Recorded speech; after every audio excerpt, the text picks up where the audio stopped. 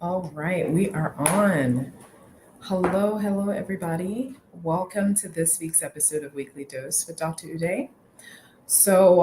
I get a lot of questions about weight loss, and so I thought that today's episode is going to be talking about what I think are the basics towards contribution towards weight loss. A lot of the information I'm going to be giving is not new information. It's a lot of the things that we already know about, and it's just making sure that you're applying it and applying it correctly.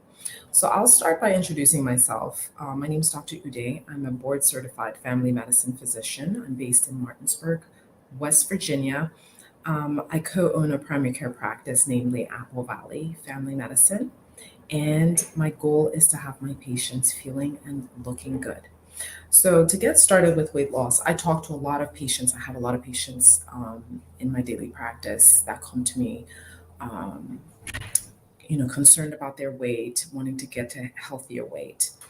And this is, a good concern because it affects weight. Having a healthy weight affects pretty much most things. So, from how patients are able to sleep, like obstructive sleep apnea, to pain, where people are having joint pain if they're at an unhealthy weight, or mood, where people, it affects their mood, increases their stress level.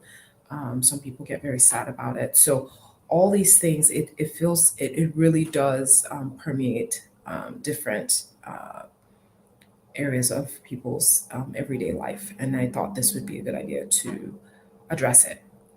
So there are four or five, I have my notes here to make sure to keep me on track, things that we majorly talk about and I ask patients about. Some of them are obvious and some of them people are kind of like, really? But we're going to go through them. The top one is what you're eating. And that one, everybody kind of expects that. What I tell my patients is the ideal situation is to do a high protein diet, lean meats, lean chicken, seafood. And, you don't obviously have to eat those things, but you definitely want to pick healthier options for your protein. I say about 170 grams of protein a day would be good. Now, I don't necessarily calorie count like that, but I usually tell people that when you have your plate of food, always ask yourself, where's my protein? Protein is what feeds your muscle, and the usually that can control and contribute towards your ability to metabolize or burn energy. So again, protein, and then follow that with bulky vegetables. You have your choice on what kind of vegetables you pick. Um, Now, the other thing is the starches. This is a big conversation. I usually tell people to minimize it, but you still definitely need it for energy. Um, Now, the starches that I definitely tell patients to avoid are the processed starches, things like donuts, cookies, things that have been processed out, and a lot of times they'll add other things like sugar or salt. So, moving on to the next category, water intake. It's very important to hydrate. Not only does it remove toxins from your body, it also helps, with just basically hydration of your organs. It makes your skin look better. And usually your body needs it to churn up your food. If you don't give your body enough water, it'll churn up your food and it'll suck it back up. And, you know, you won't expend as much water as you need to.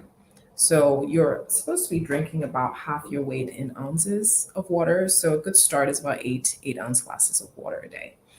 The other big one is exercise. A lot of people know about this. Usually, a lot of patients do cardio. Cardio is very good, and that's running, walking. It helps with uh, improving your mood, and you burn calories while you're doing it. The only thing with cardio is once you stop, then usually you're not necessarily burning calories once you're done. So anaerobic exercise is usually, I always tell patients to also include that form of exercise. So things like weightlifting, jumping jacks, so like high intensity exercise. What that does is it helps, break down the muscle some, and that muscle repair is where a lot of energy is expended. That process happens when you sleep. So the muscle breakdown, the workout, all that stuff happens in the gym. The body sculpting and repair happens, a lot of times when you sleep. Your growth hormone is your sculpting hormone, and it's highest when you sleep.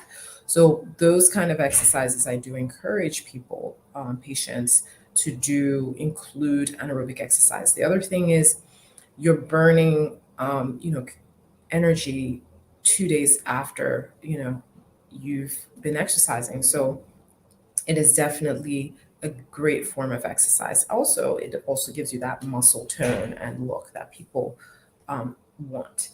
The other thing is sleep. I just mentioned sleep. Your growth hormone is the highest when you sleep, so you want to get as much sleep as you can. 7 to 9 hours is the range. Perfect number would be 8 hours, but do your best to get some sleep. The other big one is stress. We all have stress, so this is a big one for everyone. So, what I suggest is, essentially make sure that you're taking time for yourself, investing in self care, and then be mindful of who you surround yourself with. But sometimes just the people around you can stress you out. But definitely, when you have people that you take care of, you have dependents, and people have work and they have home life and all that. Just make sure that you're taking time for yourself, because when your stress level is up, you have stress hormones that also get involved, and it affects you being able to lose weight. So I hope these tips are helpful to you. Um, so let us know, send us a comment, send us a message to let us know which of these tips you're considering starting to act on today.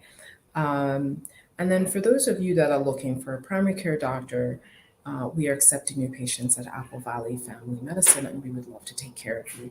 You can give us a call at 304-350-1087, or you can look us up online at www.applevalleyfamilymed.com. All right, have a great day.